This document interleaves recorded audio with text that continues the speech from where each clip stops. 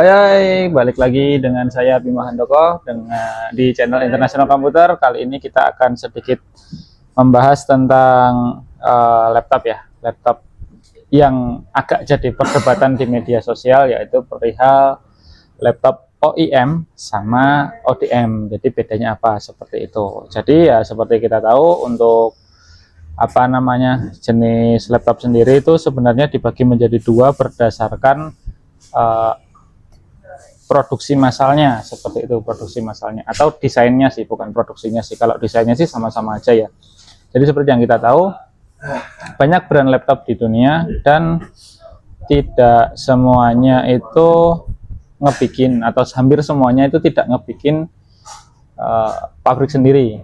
Kayak contohnya Asus, Apple, bahkan seperti itu Lenovo gitu, kebanyakan mereka tidak punya pabrik sendiri, sehingga mereka memproduksikan atau memproduksi si laptopnya itu di pabrik lain yang punya mungkin fasilitas dan tenaga kerja yang lebih bagus, sehingga bisa memproduksi dalam jumlah yang lebih besar dan lebih murah seperti itu. Nah, kemudian dari hal tersebut itu menciptakan dua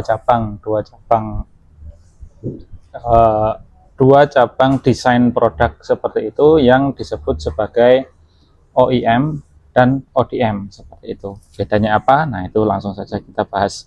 Yang pertama, untuk OEM itu biasanya adalah original equipment manufacturer ya. Artinya itu produk yang didesain atau dirancang atau dimanufaktur oleh si brand itu sendiri. Nah, jadi sebuah produk itu walaupun dia diproduksi oleh pabrik lain, tapi secara rancang bangun, secara desain, secara spesifikasi, secara struktur dia dibuat itu dirancang oleh si pemilik brand. Contohnya adalah Apple. Apple dia bikin MacBook misalnya ya, yang bikin desain MacBooknya si Apple, yang riset si Apple, yang bikin standar kualitasnya si Apple, baru diproduksinya dia bikin di pabrik lain dengan menggunakan standar dari si Apple. Sama dengan Asus, sama dengan Lenovo, sama dengan HP, Dell seperti itu. Nah, kalau ODM itu namanya adalah original design manufacturer, artinya dia adalah produk yang didesain oleh si manufakturer, oleh si pabrik. Nah, bedanya adalah gini. Kalau OEM itu brand bikin desain produk, baru desain produk dan segala macamnya tadi dikasihkan ke pabrik, pabrik eksekusi. Kalau ODM itu kebalikannya. Jadi pabrik bikin desain produk, bikin produknya dulu, selesai, kosongan, baru si brand nempelin mereknya seperti itu. Jadi kalau brand OEM itu adalah dia brand yang punya research, punya desainer produk dan teman-temannya, mereka bikin dulu baru produksi massalnya di pabrik. Tapi kalau ODM itu adalah brand yang dia cuman beli aja. Jadi misal ada pabrik di Cina bikin laptop 30.000 unit gitu ya, saya beli 30.000 unit tapi tolong dikasih stempel merek ini. Nah, seperti itu. Terus perbedaannya sebenarnya hanya itu aja sih. Kalau secara plus minusnya semuanya tentu saja ada plus minus. OEM itu minusnya dia akan jadi lebih mahal karena si brand harus bayar biaya riset, bayar biaya desain produk dan teman-temannya. Biasanya juga brand-brand tersebut biasanya adalah brand yang udah gede, sehingga mereka punya service center, harus bayar biaya operasional service centernya juga seperti itu. Kalau yang di ODM itu dia kelemahannya adalah karena dia hanya beli dari pabrik aja, si brand tersebut kadang tidak tahu atau tidak segitunya paham dengan apa yang dia jual. Bisa jadi seri A.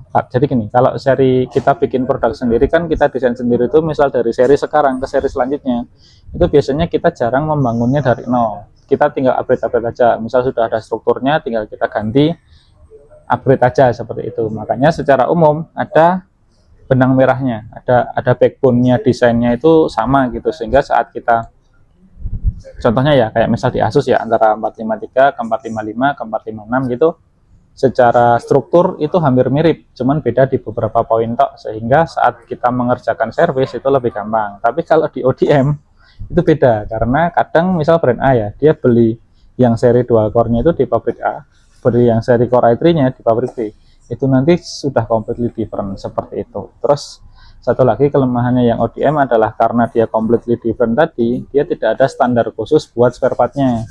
Jadi jarang ada spare part yang bisa digunakan kayak bersama gitu loh, kayak misal di laptopnya Asus lagi ya, itu dari seri 451, 453, 454, 455, 456 itu keyboardnya sama semua gitu. Tapi kalau di seri ODM, di seri yang beda dikit aja, otomatis keyboardnya kadang beda. Nah, semakin beda artinya semakin langka. Semakin langka barangnya itu satu, semakin susah ada, dan dua, harganya semakin mahal, seperti itu. Terus kalau kita bicara kelebihannya lagi, di ODM kelebihannya tentu saja di harga. Harganya akan jauh lebih murah karena brand tidak melakukan riset, tidak membayar untuk desainer produknya, tidak perlu trial and error, mereka cuma beli laptop jadi, sudah jalan, dites sekilas, sudah jalan sesuai keinginan mereka, tinggal kasih brand, jual, seperti itu bedanya. Nah, buat teman-teman, bagus yang mana OEM sama ODM itu kembali ke penggunaan dan kebutuhannya. Kalau dari teknisi sendiri sih, kalau ingin menggunakan laptop untuk jangka waktu yang lama, dalam artian kayak kalau rusak masih pengen tak servis lagi, sebaiknya beli yang OEM, karena dari servis dan spare partnya lebih gampang. Tapi kalau buat teman-teman yang kayak, saya beli laptop tak pakai setahun 2 tahun, kalau rusak ya saya beli lagi, itu bisa pakai yang ODM aja. Kenapa? Karena lebih murah, seperti itu. Kurang lebihnya seperti itu dari saya, cukup sekian, terima kasih, ciao.